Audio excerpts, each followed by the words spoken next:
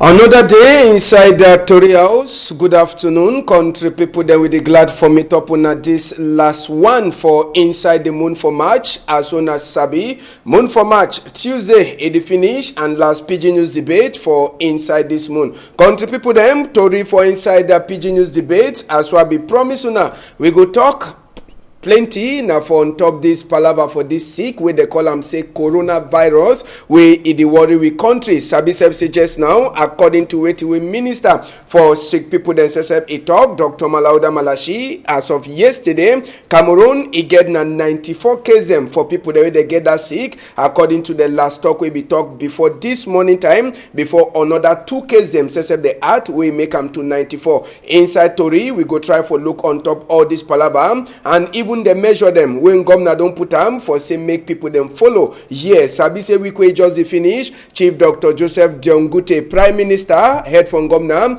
he be meet up with the other minister them for try for check whether all the commander the way they give them they follow them inside the arraignment. So inside Tori this afternoon we go concentrate plenty on top this palava for corona and we go also continue for the tissue now for say we roll now for the tissue now and with the prayer say people there they hear and they follow we for any side they look we make the just try for following at the same thing we the talk we know the one walk outside Tori for this afternoon PG News debate we they ever get change at them and today we don't give invite for doctor we say we go can talk with we on top this palava for corona. We get Reverend Dr. Glory Befeke Anye he the work now for Presbyterian Hospital for Bipanda.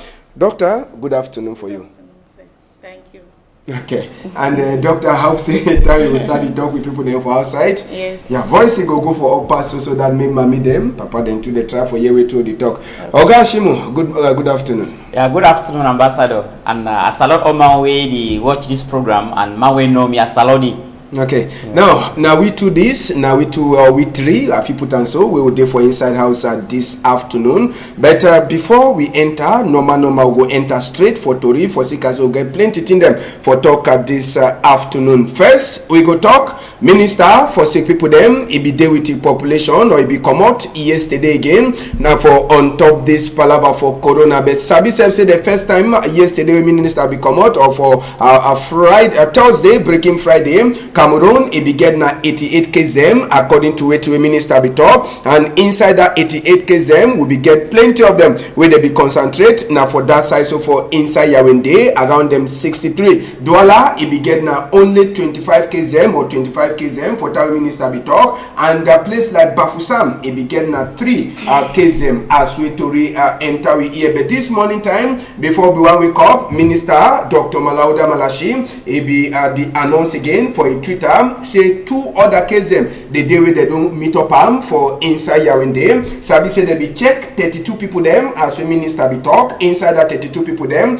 we be get 20 for Yaoundé. Inside 20 where they check them 2 they get that sick. For Bafoussam 2 where they check them they no meet up the sick. For inside Garoua they check 3 they no meet up the sick. Chang 2 they no meet up sick. For San Milima 1 they no meet up the sick. Ngambetika they check na 2 people them they no meet up that sick. From Buddha they be meet up now only 1 man where they check him he to no be get the sick, and for Mfu they meet up 1 person to where they check him he to no get the sick. But just for Sabi say just now inside we own country total number just now from 92 it don't go for 94 as we it be pass yesterday for night. So just now we don't get a 94 cases as we minister says it talk for we. Oga Shimu as Sabi say you says you been teacher I bring you back I call you for sick as be teacher and Sabi say plenty of una day house we they call them say technical break. Yeah. How the thing they happen and this sick how you don't follow them every day with the hear and say number they go up we need the hear say number don't go down. Yes, Ambassador, thank you.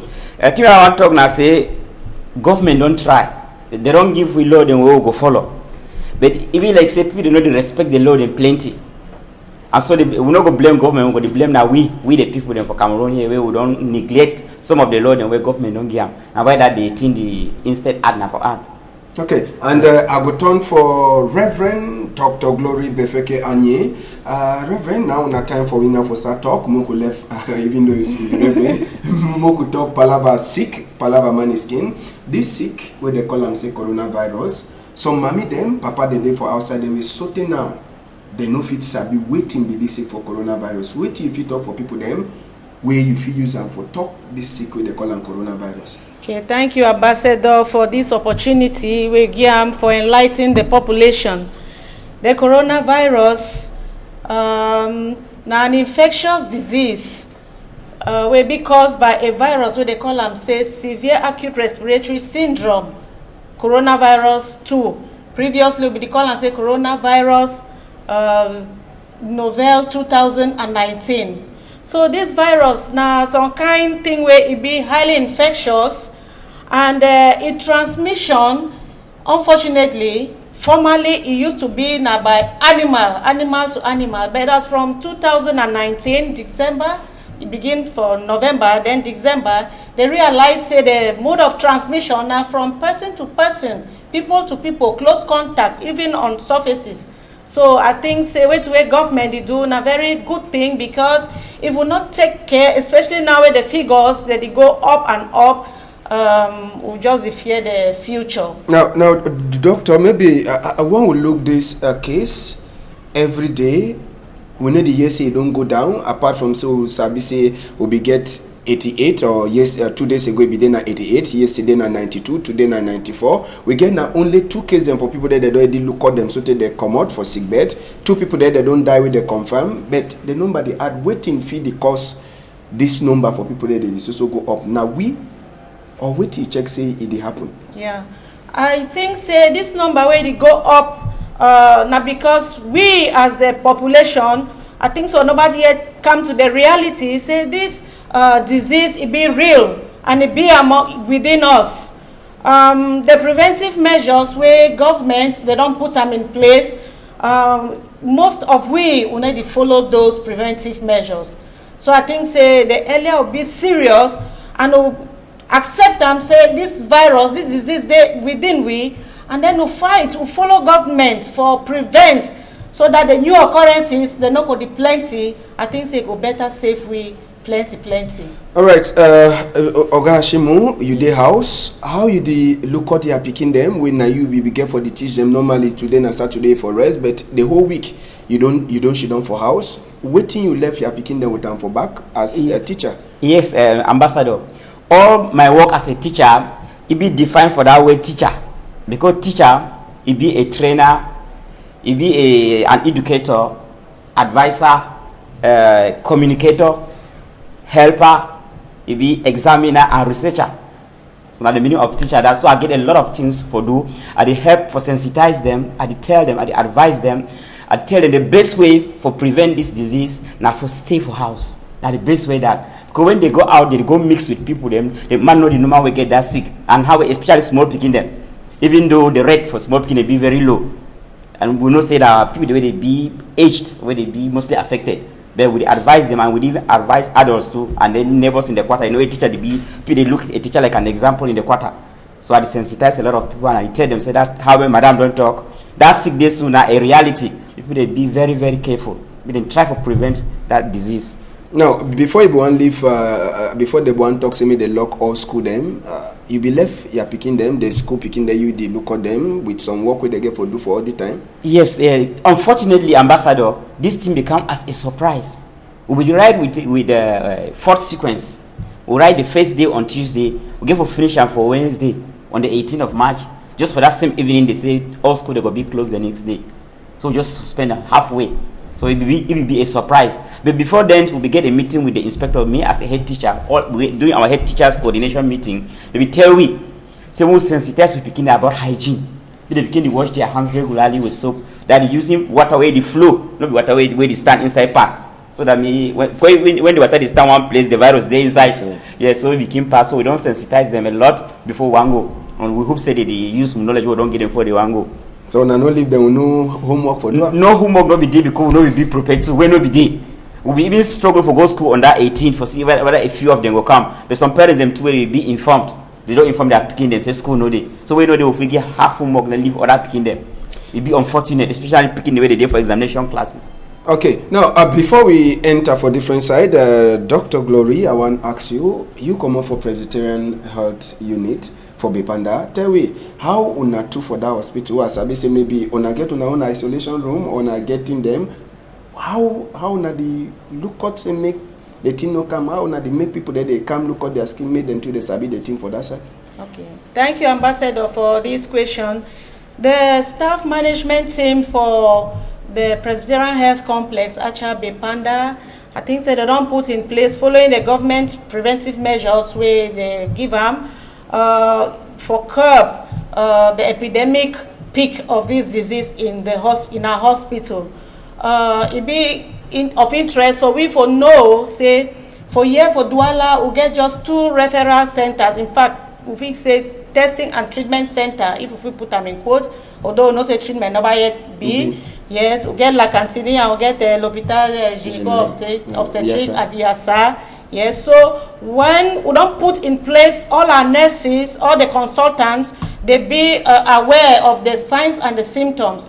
And even on campus, there is water where it don't be made available before you enter, right from the security checkpoint. Already the first test your temperature first for check, be sure, say they carry high fever, because that one are one of the signs and that. And then but at the time where the patient or the people that they enter the campus, there is water made available on various corners, like wait where my brother talk, running tap water. You wash your hands for at least 20 seconds. And getting into the waiting room, we make provision for social distancing. WHO recommend up to 1.8 meters apart. So we even now you go around, you even see canopy. We don't even make provision, say canopy there outside, so that really give the distances. Yes, so the people to people contact also be taken care of. And then when we realize any sign and symptom for any patient, the mask, especially the coughing, sneezing, they are made available, we give to the patients to protect before it reach the doctors or the consultants. And if we detect any case, we refer them to these 2 referral centers. But as of now, we never see any of that. No case. Now, but some question, they even also get plenty thing them for talk. Some question, they will plenty people they ask them. Say that thing where they take check temperature. If you check man temperature, you pass now, you define, but you get them after. Exactly. The disease, it be symptomatic. If you have mild symptoms where people they feel express them even afterwards.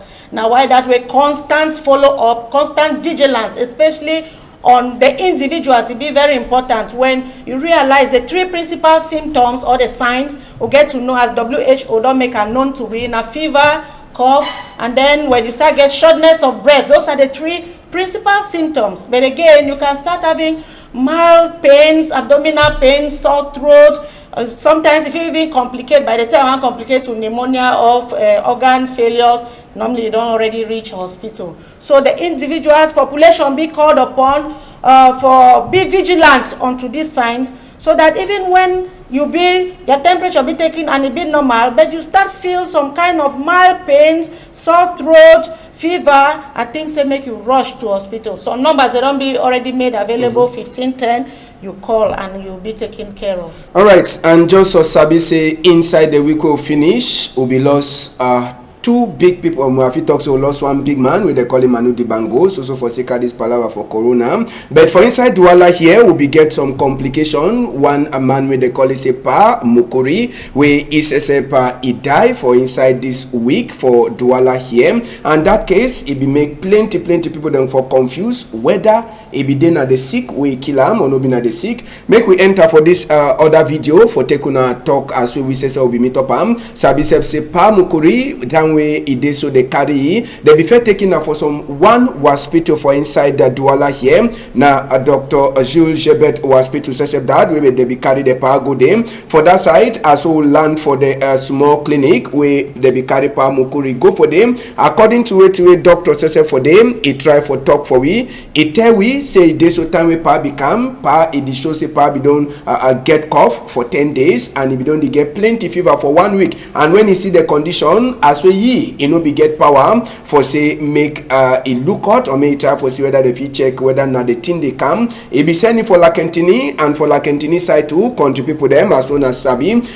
Tori we enter we here, talk say they put it for one corner. It means say the corner where they keep all people there, they suspect them for this palaver by the pa, it be last die. And as we pa die, confusion be there. Lakentini was to deny, say the man no be get na the sick, say even as you the test, he no be get the sick. But pa picking, he talk say pa, he be get na that sick before he die. But the thing will surprise plenty people them. Now the same that they will pa die, make we take una go for burial ground. They bury pa na for overnight for inside Douala here. Now the same Lakentini ambulance motor, he carry die body for the pa, he take and go for inside the graveyard. Plenty people then say the surprise, where even family people them, they no be fit for see this die body. And on top the same chapter, plenty they be already start talk say Tori House, it the over Shapiro for talk to you know concern. But inside the week, even Minister for Sick People them, Dr. Malauda Malashi, he last confirm say they so pa, he began another sick, say the way they call him say corona.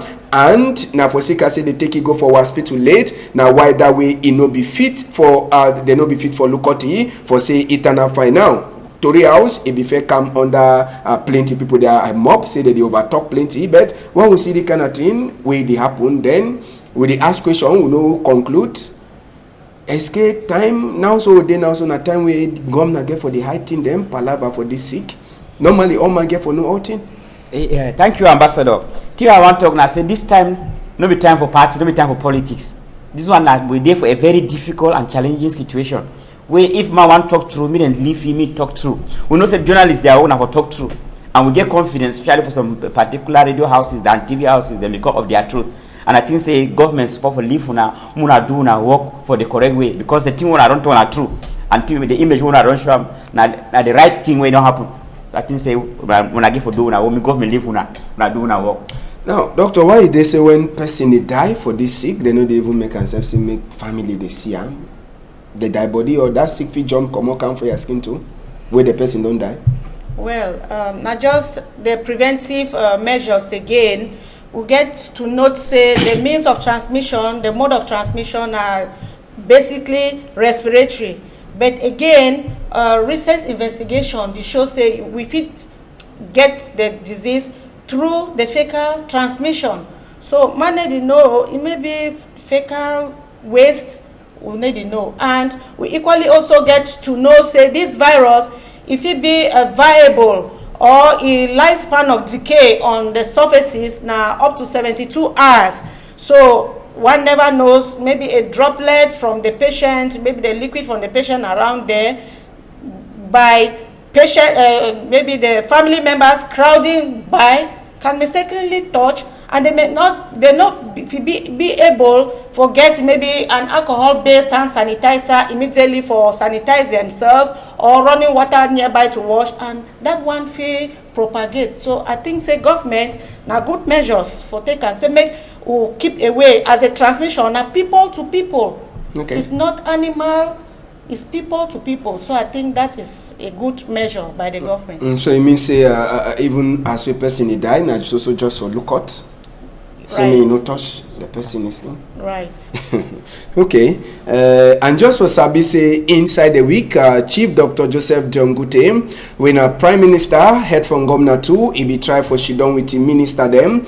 Inside the week for that side for Yawende, and this she done with them. Now for try for talk with the minister them for see whether the commander the way they be put them. Sabi say they be put 13 commander them with people they be get for follow. Before Ndongamen says if you want start proper for that side. So for inside Prime Minister office, you will notice say they change side where they ever hold and Ndongamen. Normal for a conference room where they she done for one round table. But this time they come up for outside. They be turn up for 1 minute for talk bye bye for Manu Dibango, and inside the Dongamen or the minister themselves they be try for talk with what they do for ground and what they happen. After this Dongamen will finish, Prime Minister he not comfortable. He don't talk say any man way he do so he do anything. He no one respect the commander with the give the 13 particular, one for lock bar, one for lock way place where they chop, and even place where man fit go enjoy. And motor them too, they know they agree for carry people them the way they don't talk for them. Say they will give them serious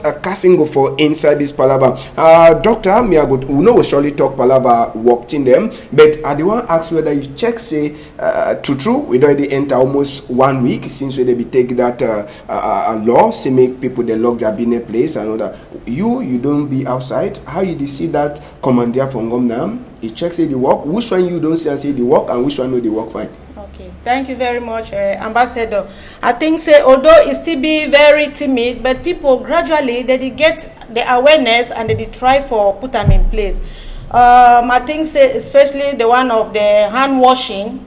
I think say the government still really get to do a lot for place those hand washing basins almost on strategic points for be able to say even when you dash out you wash your hands. The population equally they get to stay at home. Because the basic, we'll repeat ourselves, the basic means of transmission are people to people and close contact. Again, I repeat, say WHO even talk up to 1.8 meters, even. Some countries they even go to 2 meters. Some where they say 1 meter, but up to 1.8. And we know how Douala be highly populated. There, we advise equally say, when you pass, maybe for those who they don't want to respect the government order, where I feel say government really get to implement rules so that more respect. But in the meantime, the mask equally, we fit the user. Although WHO make provision, say now people where they sick, they get to wear the mask. Yeah, so we'll surely talk on top that one. Okay. Before we finish story, we'll talk about that way they wear them for their face. Oga Ashimu, I want to ask you, you there for your own side for there for your own quarter. Yeah. Ngomna don't trust me the lock bar, at least people they lock the bar, but palava for Kada, palava for moto them, that one them they like say it's wrong for people them for doing. Yes, Ambassador. For my quarter and even like for Newbell where I do my small business too. Like yesterday will be a total lockdown for Douala too. It'll be very difficult. About 10 p.m. I meet some person, he tell me say be hungry. Say we know say they go lock market that day and even eat feeding that day by day. When he work today, he chop for that day. So that day he stay the whole day never chop because market be locked.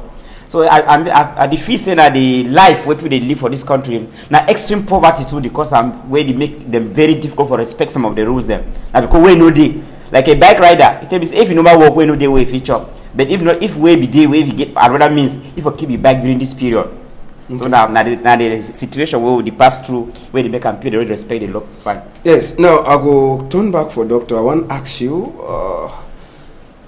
we can't with that marks for here today because at auto the do and just still we want and say we teach people then maybe you take your marks, doc. You their own. So if you, I don't ask and the marks, the one with the wear and so. Now, which time person feel wear and which time person no feel wear, and the kind of one when you get them, you feel use how many times? Okay, so thank you for that question. You know, for the time where we wear this mask, when you not be sure of where you go for meet the crowd, like especially in Dokoti, if you get to do some cross-country journeys, I feel say may you always be with your mask. The time for usage up to 1 day. Because they are not really available. Even WHO, they say if the company get to produce, they still need to go about 48% to make it available to the population. So we use what is available. Now the medicalized mask covering, like this one we hold, we use them mostly for theater. It get 2 sides. You get this white side and you get this other side. For theater, we use the white side to ourselves, to cover and to protect the patient, if not to contaminate the patient. That means we protect the patient. The surgeon protects the patient in order to make it not contaminate a patient. Now, this white side now the filtered part for this era where they now the fight against the virus, we get to turn the mask where I made the white side go for outside because now the filtered part that you where you know the sick, you put the green part. Make it enter you. Okay. Then you put the filter part, make it show for outside. Mm-hmm. You wear you the sick, you wear the part, the filter part, white side inside, so that it protects you from spreading the virus more and more to the environment. Now you get this, and when you wear them, you get to make sure say the mask, you cover your nostrils and your mouth tight properly, may not be loose. Now we also get this other one where it be also it cover very well. I go to non-medicalized mask. Some people that is so close and all of that. You know, WHO is a make we will not touch our mouths, our eyes, our nostrils, because on the surfaces, since this virus will live up to 72 hours, 3 days, we touch am all the time, and when we put them, if it quickly pass through. Knowing that the virus, mostly the primary place where it like and for be for the for lungs, for the alveolar tissues. So those non-medicalized masks, when you put them, it could prevent the patient each time for the touch in nostrils and in mouth too directly. Although you don't get a lot of effects. If person cough from away in non-medicalized mask, the chances we say if he be transmitted. Okay. So yes. me where I work for inside Tory House for here, we get a whole road they ever do a work like inside this we studio there for inside. If I get this mask and the place no over tight, I feel the way the mask work, or I feel also keep them for one side. Now when I come out for outside before I wear them, now which of them will be advice? Yes, when you come out for outside wear them, or when you are not so sure, maybe the distance between you and the next co-worker it be less than, maybe we can tolerate 1 meter, then you put on your mask to be on a safer side, especially if you are not so sure, maybe the cough, the sneeze. Then, when you go out, carry it along. Now, true say WHO say now for sick and for those that they take care for sick, but we never know with the population and the closeness, you know, to protect yourself when you find yourself in an overcrowded area. Okay, so it means that the masks naturally doctor they wear them for hospital as soon as sabi. When I do this year and as we doctor don't explain, we will surely continue. Doctor, you see, remind them people that they get this kind one. You say man way you know the sick, he send that white part for outside. Now so you talk. Yes. The man way it is sick, he keep that white part for inside. Yes. And if you sure say for people there is no man know the cough, no man know get the sick. If you keep away the commot, you put them. Yes. It means you no get right for wear them anytime, anyhow. No, you not get right for wear them according to WHO. Okay. You not get right for wear them anytime. But again, I think say they can't forgive you good etiquette. You know, because when you wear them, na true say sometimes you get for the adjust, but again the reflex for over the touch to the reduce. Okay. So I think say they also implant the etiquette for we not to over the touch our nostrils, mouth and eyes like that. Even after the coronavirus spread, it maybe we could get some good manners at the end of the day. Right. Respect hygiene. Just 1 minute, Ambassador. Yes. Yeah, for half a doctor don't talk. As he say for the put that mask, you know some people they when they put the mask at that time when they constantly adjust the mask, they touch them over. So now they begin some disadvantage. Say when if you know the sick, when you put the mask, be careful for the over toucher because when you touch you feel your hand will be contaminated. As the toucher, you adjust your mask and for they go away their virus. We'll get Dr. Mia Victory man, so maybe Dr. Yes, Yes. So when you touch them, that is why you make sure say you do wash your hands. It not be advisable, but when you get to adjust, make sure you wash your hands or you get the alcohol-based hand rub sanitizer all the time to use. Okay. But I think say for the mask, 1 day is already too much to use. But due to scarcity. And we encourage population, may they even sew the non-medicalized mask. You know, it prevent and it also help you for develop some good manners, not to the overtouch. May be fitting enough. All right, and we don't talk say today. We no go the overknack. We no go the shout. Now for all we for learn and nothing that we do am now. But just for sabi say even as the sick day, we take on go for National Assembly for inside we country for Yawende. For that side to them to their eye they don't shine just now. So even big man where they be the talk say Congo side be talk say social media be the talk palava it to before everyone enter for inside the National Assembly. You will get people them where they be the where they check whether a temperature it they find it too they put it that white man water where they call a hand sanitizer it to wash your hand. Now so to all people that they enter they check them before they enter inside National Assembly. When we say we waka with big man for inside National Assembly, go for inside National Assembly SSF with the say some other thing it don't change for inside the National Assembly and that way change. Now say people them they know the over she done again close you see say space where people that we get for she done they don't give space. Now two chair them just now where they don't leave them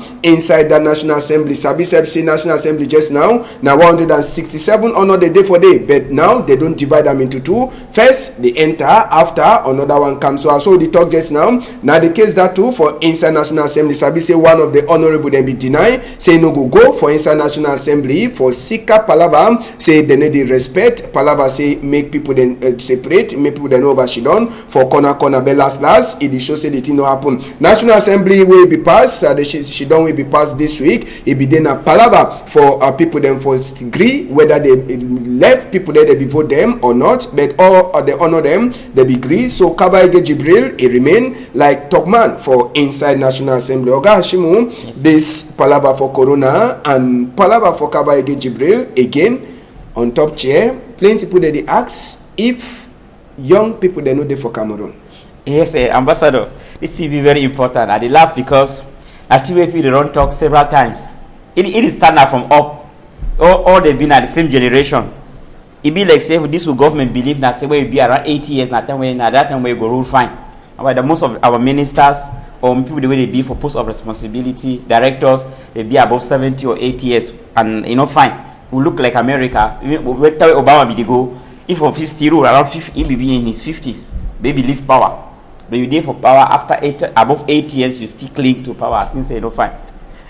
Now, Doc, you go continue. We no go take you enter for politics. Our owner for you for continue sensitize. You the situation they happen for National Assembly before they no be taken serious. Before National Assembly is also the pass all the thing they no be there. But when you look at where the thing they happen, how you like doctor you feel where you see say they respect. Then you check money temperature, you wash your hand, then even that space where they toss me the level, it there for inside. Yes. I think say an example that way they set them because the goal for here now for reduce the epidemic curve and also the peak. In order say the affected or the cases where they already there, it gives time to the doctors and the medical professionals, for handle them. Meanwhile, so that new other cases they be reduced. Now hope they WHO they talk say by 2021 maybe vaccine will come out. It be we get for no say vaccine number day, treatment number yet day. We do supportive and preventive management for this virus. So I think it's a good example that they set and say if we all will continue to follow that example, I think it will be better. Also the alcohol will be used and the alcohol-based hand sanitizer also get for make sure say WHO talk say the percentage of alcohol in any hand sanitizer get to be at least 60%. So when you purchase an alcohol-based hand rub, go buy that is? Yes, you get to check the alcohol percentage. Say it be at least from 60% and above. Now, good one that lower than that, it not get effect. So you no go get any use if the thing there for your hand, it go remain for your hand. Remain. I know, Sabi. Yes. So now another thing that I wanna get for Sabi is 60% upward for that wild man water we use and wash hand one time we know they use soap. Now the correct one that. Now, doctor, maybe you will turn back for Terry. How person feel sabi? Now so not time for you to tell me how person waiting be that plenty thing the person feel sabi say this sick to true I get them. Okay. Thank you very much. We would already start to talk about some of them. The WHO make stipulate 3 basic signs them. Will be fever. Now whether you see they must touch the check the temperature. We also get cough and a shortness of breath. When you start feel shortness of breath, those are the 3 principal signs. But meanwhile, get those milder ones where you get generalized body pains, maybe malaise, sore throat, abdominal pain. You just feel uneasy, even diarrhea. When you start purge, you don't take it for granted. You get to call and you report yourself for hospital. Then this cough. Now, so the thing funny say this sick come na time dry, place dry, and it's a bit say for dry season does say plenty. People, some person figure a normal cough. I want cough now you run. You don't say preventive. I get the sick. Exactly. So I think so still be limited, especially when it comes to diagnostic kits or testing. Now, true say these 2 centers the way they don't make available here in Douala, Lakantini and L'Hôpital Obstetric at Yassa. We hope say they get those kits. now we use it for in order to confirm for person wey just get a cough, maybe fever must be associated, you know, because you always first thing fever, and then one of these respiratory diseases, they will already start suspect. Now for lab, they take the nasopharyngeal swab, and then they check the respiratory swab. Then they check them. They check with what we call and say real-time reverse transaminase polymerase chain reaction. That one, the name long, eh? Okay. Big man need them for yes. They know even fever sabi. Yes. Now they test that way they use them for say this one a case. This one not be case. So when cough, somebody get cough and maybe fever or no fever, you want be sure they will do that kind of test. Now to say blood testing nobody yet be available. Even the antibody test. We also do anal swab. Now some of the tests and that way WHO prescribe and that way now they use them for confirm those cases. It be difficult with somebody who just a cough. That one not true, you know. But we get to take them seriously. We don't get to just treat them again like the normal cough we get them in the past. We get to know now say when you even get fever, just start thinking of coronavirus. Now so we get to just be aware, you know, because it is real. It is real. It is real. Okay, and just sabi say one of the thing them when governor talk say make people they no do Okada people them na for say me they no carry plenty people them. We'll be try for come out for outside. Make we take una go for a bolova as well. We'll be Siam for that side for a bolova. Palava for people them for tight for one place. Like this road, they be there plenty. Okada people them they is also gather for one place. Okada people them they is also carry two people them onto one place. There were one way catch our eye. Now this one way Okada man plus he now 6 people them where they on top this Okada. Now for that side so for a bolova you go count 1, 2 small picking for back Okada, big woman, another small picking the first arm, then Mami 2 he climb, then 6 on top one Okada, where people then say they ask question whether true authority they there for a bolova side for look inside this palava. Sabi say now they say one of the thing them where if you cause them now when una over tight for one place we no correct. But Sabi say general inside the bolova as well be done. It be hard way for see Okada we carry one person, plenty of them they be the pass now with the two people them or 3 or one war even carry 6 as well as see them. For side for taxi them too as well go see them. These people down that see there they gather for outside.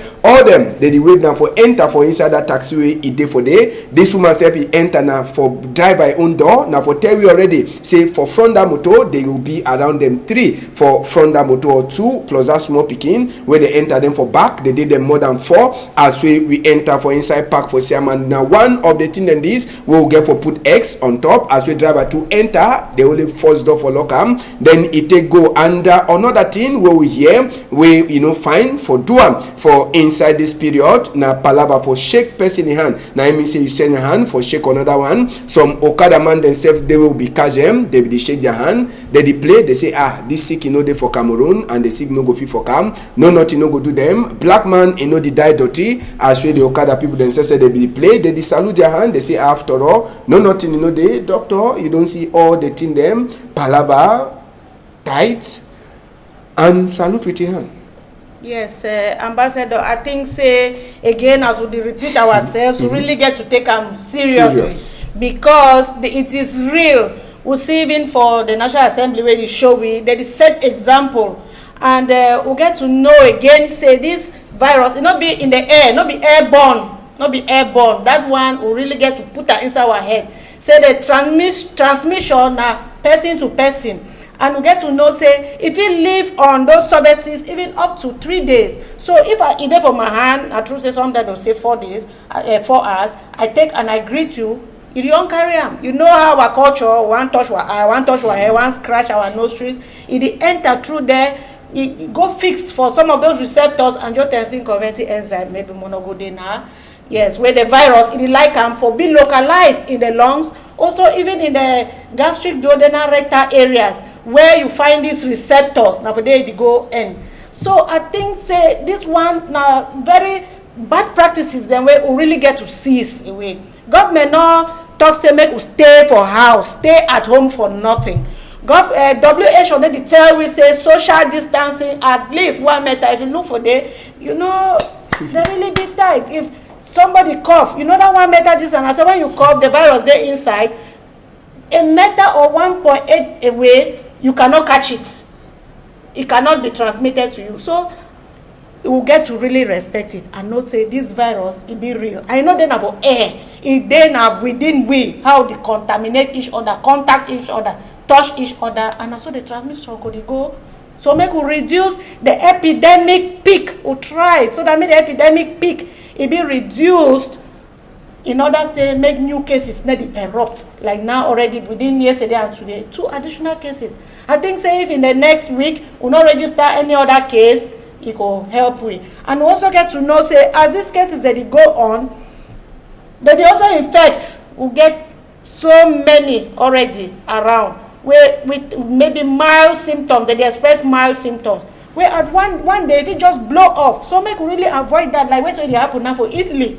Make we avoid that kind of situation. Or you're 110, you see your sister or your brother just fall, die. If only you or if only me, I go be alive for talk. Say, well, if I be no, I would put these measures in place. Make you not take we unaware, please. Let us follow those preventive measures and toe the line. All right, Oga Ashim, I want to ask you. You check say now, not time for Ngomna for just talk. Is she done, or not time for you skin the way people they are show to? Yes, Ambassador, I think we want to talk. Say, me I look at the social side, how a doctor look the other side for medical side. Police no fit be for all place all the times. They made a try for make effort. Made a try for come for outside. Like I don't see for India, they go to chase people now cane. They beat people they for street. How do we say people they stay for home, they deny they come out. They beat them, send them back for house. Made they come out between the soft situation like this one, so they punish it. And when they punish the other people, they go see them, then they go maybe they no go do them too. And then sensitize them to even we say me and you as we go for street we begin sensitize. I be talking to someone yesterday, he carry 2 people that say be why that my friend. He say me say he get 7 picking them. Say if you begin carry one person on top of motorcycle, how go money feed that family of 7 and he the parents. That they say no, your life be better than the two me go get. He tell me say but if I carry one person, if you get I go still get that sick. Say the difference no day. I tell you say no, for reduce the contamination. If you carry one person, you may get the sick. Now only 2 people they will get the sick. But if you carry 3 people, they for back. Now when I 3 all get them again. So me just start me they try for reduce the number of people they carry them. But all in all, me government try for same police for route. Me they tell people they begin control. But then sensitize them too. And I will be here for a week where just finish for site for Boya. Now taxi driver themselves they call themselves say tax force. Now themselves they come out. They control motor them or taxi them if they respect the number for people they get for carry them. And any man we no respect, they just catch the motor keep on for one side. We been a good good example for that side for Boya. But we hear say transport to don't go for up. Now we go talk about transport, doctor. If I say for time we country they cry, instead for people then too for sorry, they don't put price or chop. Price or OT we one buy for up. Even the hand watch, the sanitizer they talk, we be day 500, you go as another 15. This kind of time so we'll be careful to do that kind of thing. Okay, thank you. I feel say this fight na community fight, not be fight for a particular individual for gain at this time.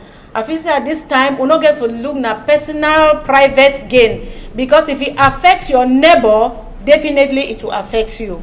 So now time for we for sacrifice. We not get to raise the prices up. The closed market. My brother talk about the closed market. I feel say for also help for reduce those kinds of things. We equally get to make sure say we be one another's keeper where we live. Not to escalate for private gains.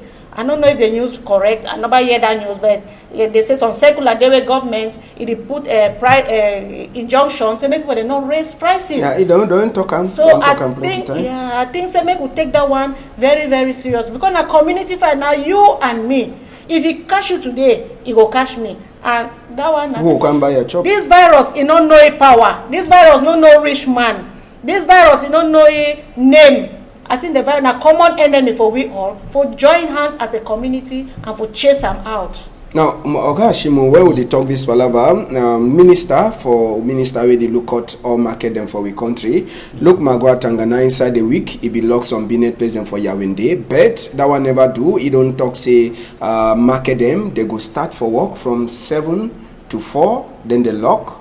And number for people then too they enter our market they get for CC go down. It be possible. I never see any of the market for now. We don't lock for 4 o'clock. But now the timetable that begin. Yes, Ambassador, how would Dr. Ron talk for day? we get to be each other's keeper. That community, that problem when all we go strive for help. We not go leave all the government. We self go try for help government for solve the problem. And like that taxi people them for boy, how did they do? Other people them too for inside market like the traders them too. Be they help government. Be they try for do because how about this try for small business too for Marché Central. We go there on Wednesday. I used to go by around 5 p.m. Around reach day they don't lock all place. They say no market now they lock now 4 p.m. But don't forget. So they try for respect them to an extent. Even though some few shops will be there open. Like that shop is the way now they be recalcitrant. They first try it. Now the traders themselves for try for bring the money to order. I think what I see. Because I go for paid transport for my wife where they go Kutaba 2 days ago. They say they don't increase the fare by 1,000. When I ask the man for agency, why? He said because they don't reduce the number of passengers. When they take instead of 70 seater, they take now 50. So they get forget for make up the amount where they need that. So they increase them for 60,000. Yeah, so now the big question now they ask me correct? No, you're not correct, Ambassador. Because they will talk say they buy fuel and they do all things. And say they get a lot of control on the road. Some government too try for reduce their own control to be the help the people they too. Because they never became lost then government again. All right, and just so Sabi say, apart from our team will the talk, apart from saying governor the talk for Yawende, for inside different region them too, they don't try for follow up this case, this palava for sick. We go talk Kumba and Bamenda now. Sabi say delegate for sick people them for Bamenda. He be turned up now right for that side for place where they call them say Metazem for Bamenda. Now for the way county other doctor them where they be the check people the way they come out for motor. But Sabi say na place where they ever stop motor for make control. Now for they to delegate, it don't make 1 week we be go for them for try for check people them. And one of the things will be the check now this same temperature way. Reverend Dr. Glory Anye, he don't talk for we temperature where the check and he give them advice palava for how we people them they fit for she done. Make we take una go to for Kumba side. Now the big mayor for inside Kumba where they call it Victor Nkelengo where SSF he be there too for outside. He be there with the own wine man water where they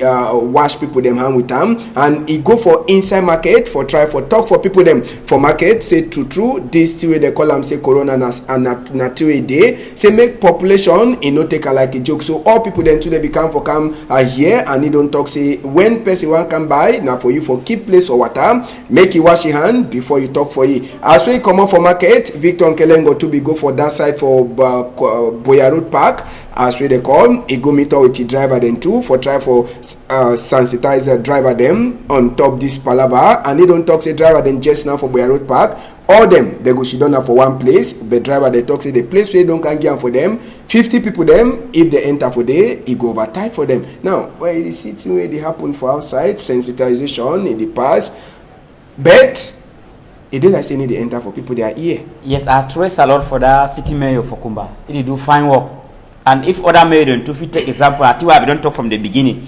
We try to educate that people, they be sensitized, they tell them. So when they nobody believes say that signal true. As so someone tell me, say that signal white people they are sick, no black people they are sick. So but if we would tell them how we did the government delegate do and the other governor from Northwest, where we go for metasm, yeah, they do fine thing. But they continue that work. I think say go help somehow. All right, Doc. Waiting be some of the thing them we if you talk for mommy them and papa them said me they do all time for say me the sick no touch them. Waiting be that kind of thing them that thing they if you tell them say me they do them all time say me the sick no touch them. Okay, mommy them and papa them una get to stay for house. Stay for house. Secondly, mommy and papa them una get to make a culture of hand washing for house. When pikin touch small dirty, touch anything surfaces, make it wash your hands. Maybe by the time we'll go off this coronavirus, our culture could be in a hand washing. When a good attitude way could don't be instilled, where coronavirus could don't give them for we. Mommy them and papa them when pikin get fever for house, especially with an epidemiologic risk where maybe when I get family person where it don't come out for one man country come. Or it may be some neighbor day where you don't come out for one man country come. Now we are the quarantine. Yes. If fever start, cough, just rush for hospital. One time. Keep warm. Make sure say pikin that they drink warm water. Keep warm. Make hygienic practices. And when pikin don't start sick with like cough, give him mask. And then when pikin the cough or sneeze or any man for us, you use tissue for cover your face. when you want cough or you want sneeze, or you use a flex elbow like this, you cough for inside or you sneeze for inside, not just make pour for air. Now true say not be airborne, but to get to also curb this transmission. Then how for the touch hand? Touch face, eye, nostrils, that one be prohibited.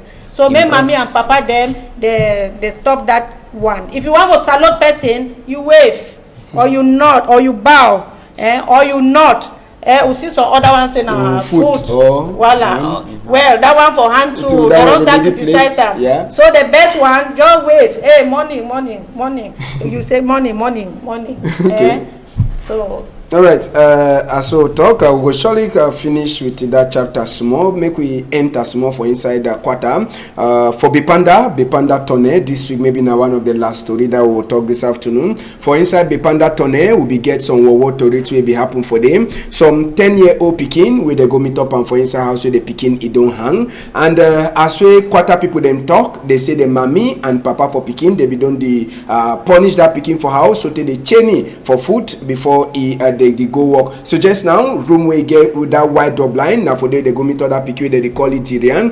Dirian, he did 10 years, and Papa for Pekin, he claims in the Pekin, he be give them idea, say me they put it chain for food since he the overworker, and at time we Corona today, school day, so now the Papa then say they say now the Pekin he talk, but people then for quarter they be get their own story where they talk say about the Pekin. They say the Pekin be tronhead small, but Papa and Mommy them they be over not the Pekin, so that Pekin says they want come it up after where they chain it for food where it don't hang, so he die as we at Oriental we here. But just for Sabi and near them for side for Bipanda too, they be by the case. One time we could go for near them office for Bipanda day. When now for they will go meet up the mommy and papa for Pekin for that side for Bipanda. As we enter for this we get some quarter people them from Bipanda Tonel, they be turn up for outside. They deny they say me they no enter, but inside the officers for near them big man for Bipanda side him it tell we say na investigate they already start for Duam and they must to find person or the way be really pass before the 10-year-old Pekin a hang so they die whether na some person he kill him. Now na papa and mommy that way they put him inside that black wrapper na tin way the chain and rope way that Pekin it be take hang as so na go see him. Even if ya dog for house maybe you know go use that kind of big chain we use and chain Pekin for that side as we are on the side of the chain then that where papa is and chain a Pekin in foot say na Pekin talk say me the chain then papa to carry that kind of big chain he put him then the rope for corner na the rope where they can meet up the Pekin don't hang after where papa go for a workplace and mommy too he go a workplace so down as so the talk papa they claim say na Pekin talk people them for quarter then the talk say na for sika say Pekin throw head they be don't deny that Pekin since so they the last put it chain for skin. Thank God I believe say all man papa and mommy. Doctor, this case happen, over far away from Surrey they work. Bipanda, if na ya Pekin give that kind of idea, say chain me, you go do it. That kind of idea, ambassador, Pekin could tell me to make a chain. It means na Pekin they command me first. I go first start before Pekin go tell me say chain me. I think say some kind language first of all. The upbringing, first of all, for house, I think it grooms some of these kinds of things. Some languages in the way for some homes, be accepted. My Pekin of go and they say, "Mommy, chain me." It's absurd. So I think say mothers and fathers they really get to be careful with the way the Pekin they be exposed to and how they listen to Pekin them. If that story it be a true story, how they really listen to Pekin them and for I don't know. Right. It's not making sense to me. Okay. Oga Shimu, this story for Bipanda, what time don't finish? Yeah. First of all, I want to say I know I condemn that act for that pardon for chain that Pekin. It be very bad. First of all, then even if the Pekin be talk for them, they don't supposed to do that one.